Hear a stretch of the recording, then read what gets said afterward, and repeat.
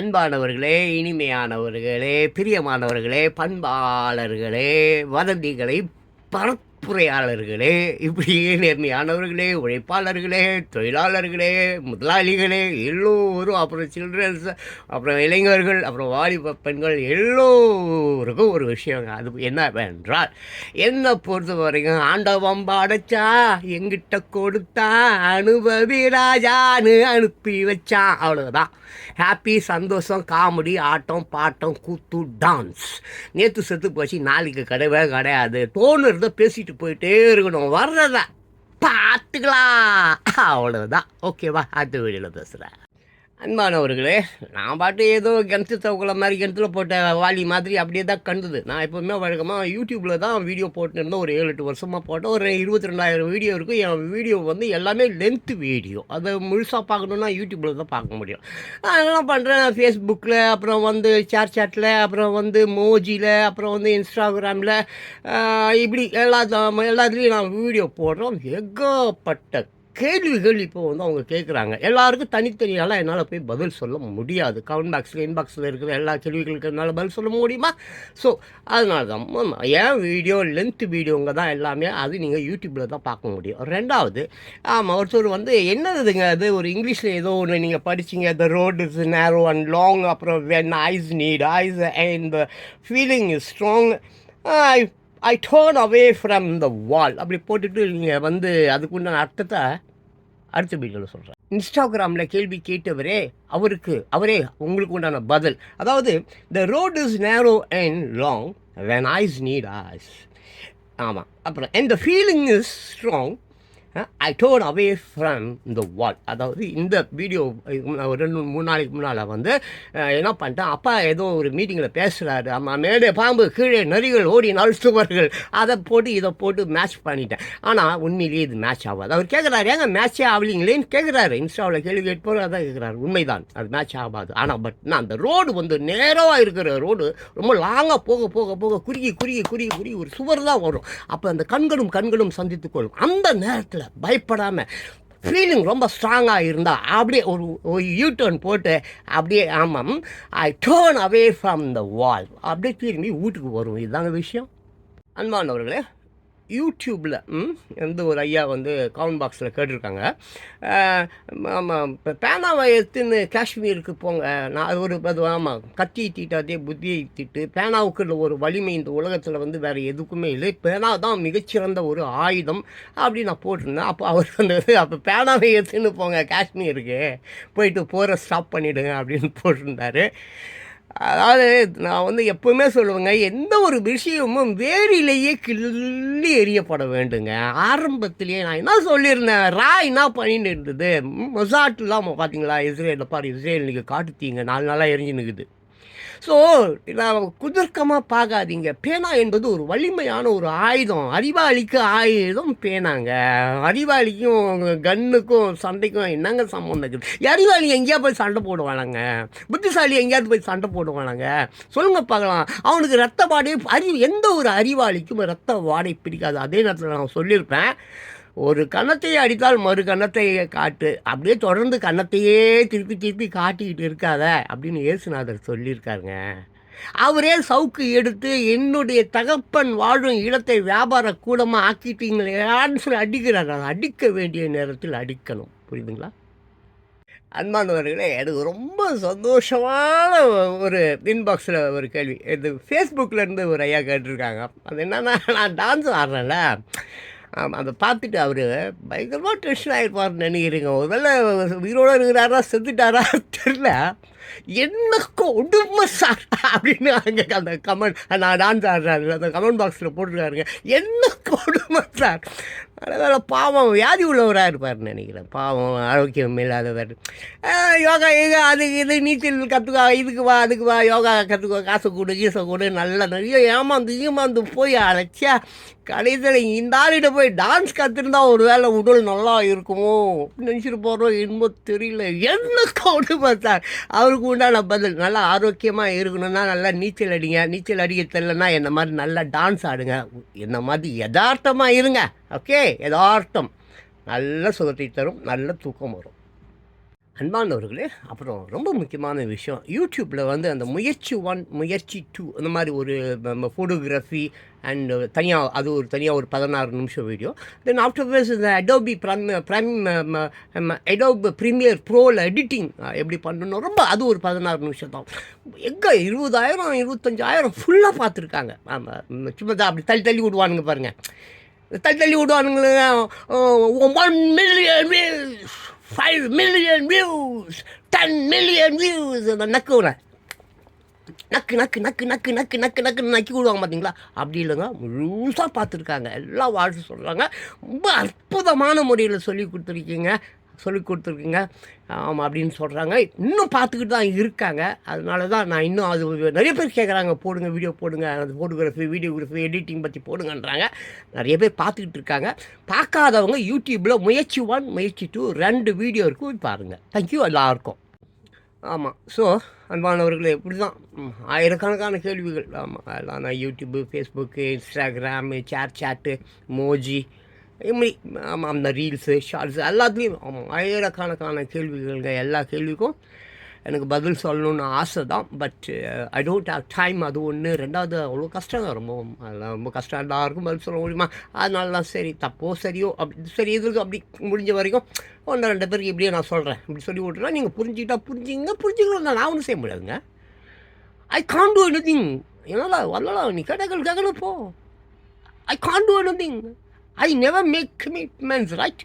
நம்ம கமிட்மெண்ட்லாம் என்னால் பண்ணிக்க முடியாதுங்க. அதுக்காக நீ வந்து ஹாய் போடுறது, அப்புறம் நீ ஒரு கமெண்ட் போடுவ, அப்புறம் வாட்ஸ்அப்பில் அனுப்ப, அப்புறம் ஃபோன் நம்பர் கேட்பேன், அப்புறம் கால் ஒழிச்சிச்சு, கை ஒழிச்சிச்சு, காசு கொடுன்னு கேட்பேன். No no no no no no no no நோட்ல தான். அந்த மாதிரி ஆள் இல்லை. நிறைய ஃபிகர்கள் லைனில் வராங்க, அவங்க கூட தான் நான் பேசுவேன். அன்பானவர்களே, சும்மா இருக்கிறது எவ்வளோ பெரிய கஷ்டம் தெரியுமா? வடிவேல் ஒரு பாட்டில் சொல்லுவார், ஆமாம், ரிஸ்க் எடுக்கிறது எனக்கு ரஸ்க்கு சாப்பிட்ற மாதிரின்னுவார். உண்மை சும்மா இருக்கிறது எவ்வளோ பெரிய கஷ்டம் தெரியுமா? ரிஸ்க்குங்க, பயங்கரமான, இந்த உலகத்தில் பயங்கரமான ரிஸ்க் ஏதாவது ஒன்று இருக்குதுன்னா அது சும்மா இருக்கிறது தான். ஆமாம், போடா வேலை வெட்டி இல்லாதவன்றான். வேலை வெட்டி இல்லாமல் இருக்கிறது எவ்வளோ பெரிய கஷ்டம் தெரியுமா?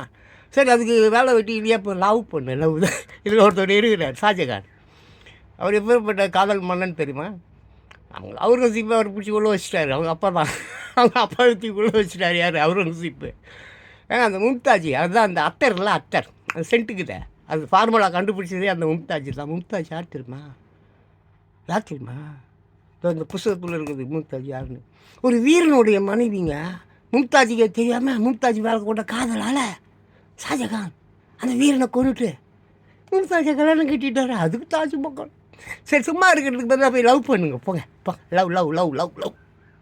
அன்பானவர்களே, எனது ரொம்ப ரொம்ப தயவு பண்ணி உங்கள்கிட்ட ஒரு கோரிக்கை வைக்கிறேன். இதோ இந்த புஸ்தகம் வந்தார்கள் வென்றார்கள், இது கார்ட்டூனிஸ்ட் மதன் இருக்காங்கள்ல, இதோ இங்கே இருப்பார், கார்ட்டூனிஸ்ட் மதன் அவர்கள் எழுதிய புத்தகம். அப்போவேங்க 1 லேக் மேலே அந்த புஸ்தகம் விற்றுருக்குது.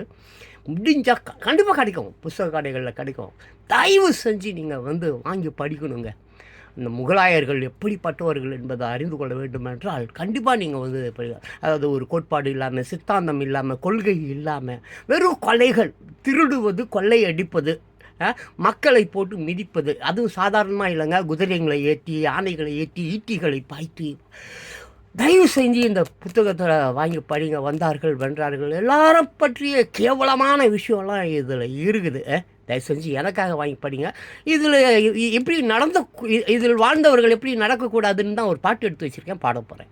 அன்பானவர்களே, ரஜினிகாந்த் ஒரு டைலாக் பேசுவார், என்ன படம் தெரியாது. அதாவது, நீ காதலிக்கிற பெண்ணை விட உன்னை எந்த பெண் காதலிக்கிறாளோ அவளை நீ கல்யாணம் கட்டிக்கவோ இல்லை காதலிக்கவோ, அது சரியாக எனக்கு தெரியல. பட் நான் என் கருத்துங்கிறது சொந்த கருத்துங்க. அப்புறம் அவன் பின்னால் இருந்து உருக்குன்னு குத்தாதீங்க. அப்புறம் அவன் சீசர் மாதிரி நானும் அப்புறம் வந்து அழுவேன். ப்ரூட்டஸ், நீயுமா பின்னால் இருந்து குத்துறவனாலே நம்ம நண்பர்கள். சரி, அது மாதிரி இப்போது நம்ம உன்னை காதலிக்கும் பெண்ணோ அல்லது உன்னை காதலிக்கும் பெண்ணோ அல்லது நீ காதலிக்கும் பெண்ணோ, இது காதலில் முடியுமா, கல்யாணத்தில் முடியுமா, மேட்டரில் முடியுமா, பிள்ளைங்களை பெற்று குப்பை தொட்டியில் போய் போடுறதுல முடியுமா, எனக்கு சொல்ல தெரியாது.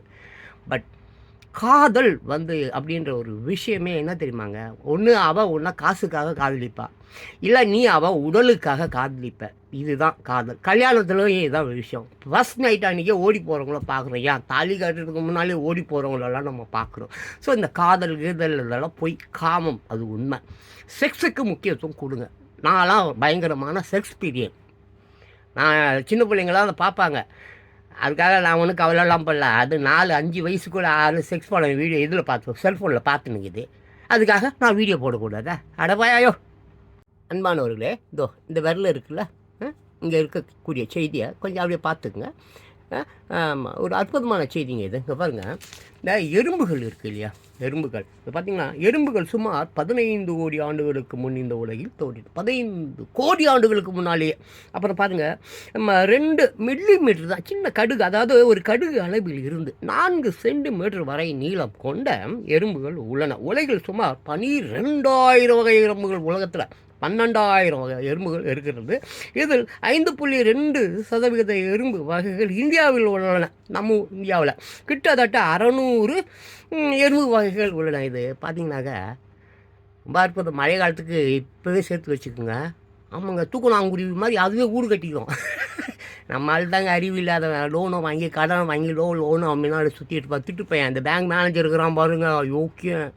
அதனால் அந்த எறும்புடைய இதயம் எவ்வளோ சின்னதாக இருக்குன்றதை அடுத்த வீடியோவில் சொல்கிறேன்.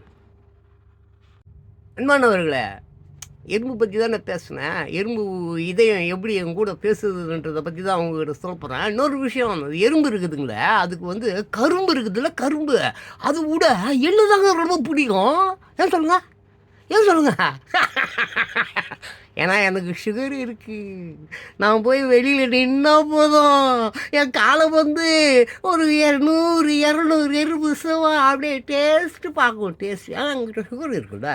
சரி, அது போட்டு அந்த எறும்பு இருக்க இந்த இவ்வளோடு தானேங்க அதோடைய இதயம் எவ்வளோ சிறியதாக இருக்கும், யோசிச்சு பாருங்கள். அப்படிப்பட்ட எறும்புங்க ஒரு ஒற்றுமையாக, வரிசையாக, சாரசாரையாக ஒரு பிரச்சனைனா ஆமாம் அப்படியே படையெடுத்து சும்மா கடின்னு கடிக்குது. ஆனால் அந்த இளைஞனை வாலிக பெண்ணும் தான் பிள்ளைங்கள்லாம் பிச்சை எடுத்துனுக்குது. குவாட்டரையும் குடியும் வாங்கி துண்ணுட்டு கடுக்கமாக இருக்கிறாங்க. கேள்வியா எதுக்கு இன்னும் கேள்வியே கேட்க மாட்டுறாங்க. நான் இளைஞன் கேட்டால் வளர்ச்சிடுறான், படிச்சிடுறான். இதெல்லாம் தப்புங்க. கேள்வி கேளுங்கள். எறும்பை விட சிறந்தவர்கள் நீங்கள். அன்பானவர்களே, இப்போ இந்த நத்தை, அப்புறம் சிப்பி, அப்புறம் இந்த ஆமை, இதெல்லாம் இருக்கு பார்த்தீங்களா. இயற்கை பாருங்கள், அது எவ்வளோ பாதுகாப்பாக படைச்சிருக்கு. ஓடு, அதோடைய மேல் அந்த ஓடு தனக்கு ஒரு ஆபத்துன்னா லொடுக்குன்னு பாருங்கள், அந்த ஆமை உள்ளே இழுத்துக்கும். அந்த நல்லா இதாக வெளியே வச்சுருக்கோம் அந்த அந்த மூஞ்சை, அப்போ உள்ளே இழுத்துக்கும். ஆமாம், சிப்பியும் அந்த மாதிரி தான். கடல் அடியில் போய் ஆழ்கடலையும் தேடி எடுத்துகிட்டு வந்து அதை விற்கிறான். அதுக்கு முத்துக்கு ஒரு ஆபத்துன்னா சிப்பியும் டக்குன்னு அப்படி இப்படி பிறந்துருக்குது, இப்படி மூடிக்கும். ஆமாம், ஆமையும் அப்படித்தான், நத்தையும் அப்படித்தான். நத்தை இருக்குது இல்லை, நத்தைக்கு ஆமாம் நத்தையில் நத்தை அதுவும் அப்படி தான் உள்ளே இழுத்துக்கும். நம்ம தாங்க ஜன்னலுக்கு தாப்பால் ஊடு வெளியில் போகிறோம்னா பூடு சாவி, ஊடு சாவி, அந்த சாவி, இந்த சாவி. அதுங்களுக்கு அப்படி இல்லை, இயற்கை அப்படிப்பட்டு. ஆனால் அதையும் திருடி கொண்டு நட்சத்திர ஆமையாக கடத்தினா, அதை கடத்தினாங்க. எவ்வளோ கேவலமானவங்க இல்லைங்க இந்த மனுஷன். மோசமானவங்க இந்த மனுஷன். கண் போன போக்கிலே கால் போகலாமா, கால் போன போக்கிலே மனம் போகலாமா, மனம் போன போக்கிலே மனிதன் போகலாமா, மனிதன் போன பாதையை மறந்து போகலாமா, கண் போன போக்கிலே கால் போகலாமா, கால் போன போக்கிலே மனம் போகலாமா, மனம் போன போக்கிலே மனிதன் போகலாமா, மனிதன் போன பாதையை மறந்து போகலாமா. நீ பார்த்த பார்வைகள் கனவோடு போகும், நீ சொன்ன வார்த்தைகள் காற்றோடு போகும். நீ பார்த்த பார்வைகள் கனவோடு போகும், நீ சொன்ன வார்த்தைகள் காற்றோடு போகும். ஊர் பார்த்த உண்மைகள் உனக்காக வாழும், ஊர் பார்த்த உண்மைகள் உனக்காக வாழும் உணராமல் போவோர்க்கு உதவாமல் போகும். உணராமல் போவோர்க்கு உதவாமல் போகும். கண் போன போக்கிலே கால் போகலாமா? பொய்யான சில பேர்க்கு புது நாகரீகம், புரியாத பல பேர்க்கு இது நாகரீகம். பொய்யான சில பேர்க்கு புது நாகரீகம், புரியாத பல பேர்க்கு இது நாகரீகம். முறையாக வாழ்வோர்க்கு எது நாகரீகம்? முறையாக வாழ்வோர்க்கு எது நாகரீகம்? முன்னோர்கள் சொன்னார்கள் அது நாகரீகம். முன்னோர்கள் சொன்னார்கள் அது நாகரீகம். கண் போன போக்கிலே கால் போகலாமா? கால் போன பாதையை திருந்தாத உள்ளங்கள் இருந்தென்ன லாபம்? வருந்தாத உருவங்கள் பிறந்தென்ன லாபம்? திருந்தாத உள்ளங்கள் இருந்தென்ன லாபம்? வருந்தாத உருவங்கள் பிறந்தென்ன லாபம்? இருந்தாலும் மறைந்தாலும் பேர் சொல்ல வேண்டும். இருந்தாலும் மறைந்தாலும் பேர் சொல்ல வேண்டும். இவர் போல யாரென்று ஊர் சொல்ல வேண்டும். இவர் போல யாரென்று ஊர் சொல்ல வேண்டும். கண் போன போக்கிலே கால் போகலாமா? கால் போன போக்கிலே மனம் போகலாமா?